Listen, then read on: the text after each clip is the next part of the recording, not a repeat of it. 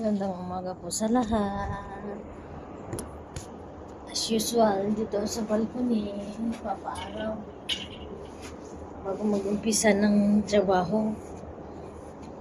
Para maarawan kahit saglit. So, makita yung araw. Ayan. So, ayan.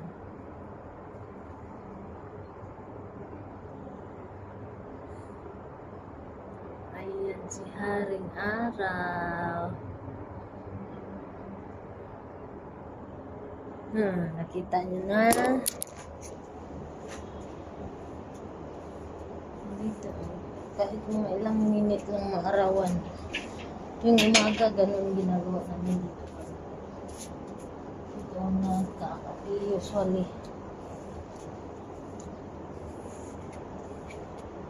Sa hapon naman, merienda.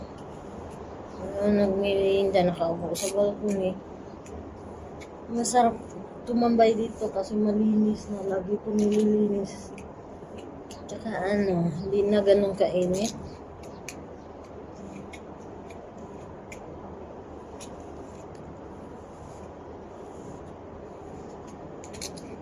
Ang bilis maputi yung buhok ko.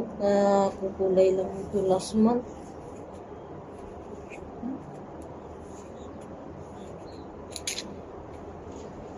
Wala pang approval yung sa laboratory ko sa insurance. Itong nagka-struggle ako sa sa dating agency ko at itong nilipatan ko ngayon. Sa dating agency ko, yung gratuity ko, pinahirapan na akong makuha. Ngayon, paglipat ko, kinancel pala yung insurance ko doon na kare-renew lang. Tapos itong bago dahil akala nila may insurance ako, hindi nila pinrasis yung insurance ko. Tuloy lang buwan ako wala insurance. Although naayos naman ngayon na, ang problema hindi inaaprubahan yung request ng doktor na magpa-laboratory ako. Check yung cholesterol, sugar, tsaka kung ano pa yung kailangan mag-check sa katawan dahil nasa nag-maintenance na akong gamot sa high blood. Usually may mga internal side effect yung gamot. Gusto nakita ng doktor, wala hindi na-approve. Mag-isang linggo na sa Sabado yun.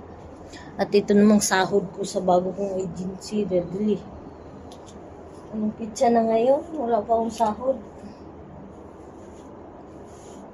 8 na yata ngayon. Last month, ang 5, mayroon na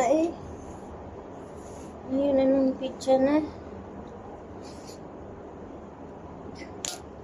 Nung pa nila, kinaltas sa bangka ka ng amo ko yung sasahurin ko nung uno pa.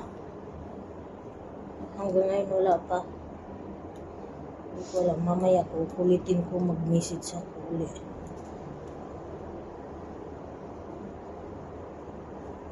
Walang laman yung card ko lang guys, baba ko na ito at mahirap mag-upload. Sobrang